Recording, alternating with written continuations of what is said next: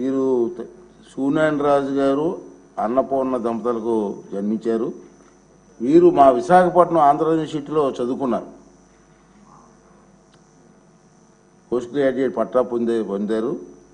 అలాగే ప్రముఖ పారిశ్రామికవేత్త, మీ అందరికీ తెలిసిన విషయం, కొత్త ఏం కాదు. వేల మందికి ఉద్యోగ అవకాశాలు కూడా పారిశ్రామికవేత్తగా కల్పించిన వ్యక్తి.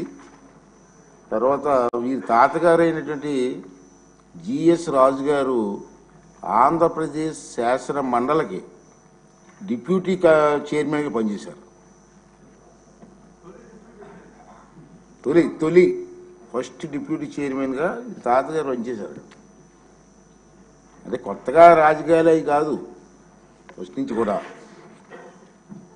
వీరు చాలా ప్రదేశాల్లో, అంటే మేము ఎక్కువ కాలం నుంచి కలిసి ఉంటున్నాం కాబట్టి తెలుసు నాకు, ఈ ప్రాంతం ఆ ప్రాంతంలో లేదు, ఎక్కడ హెల్త్ క్యాంప్స్ కానివ్వండి, బ్లడ్ డొనేషన్ క్యాంప్స్ కానివ్వండి, ఐ క్యాంప్స్ కానివ్వండి, వారి చేతి మీద ఎన్ని కార్యక్రమాలు చేశారు.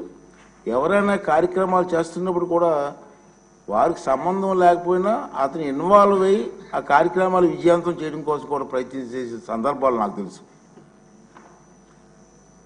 నేను ఎందుకు చెప్తానంటే అటువంటి స్వభావం కలిగిన వ్యక్తులని.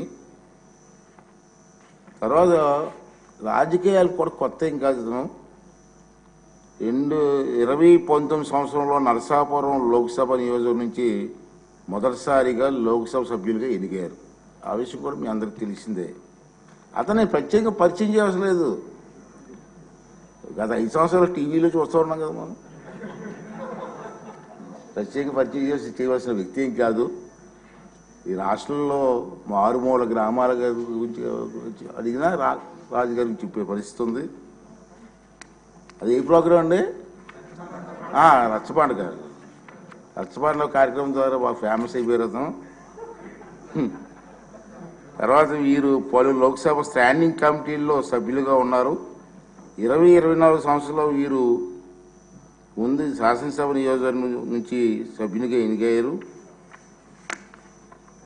చంద్రబాబు నాయుడు గారి ఆశీస్సులతో మొన్న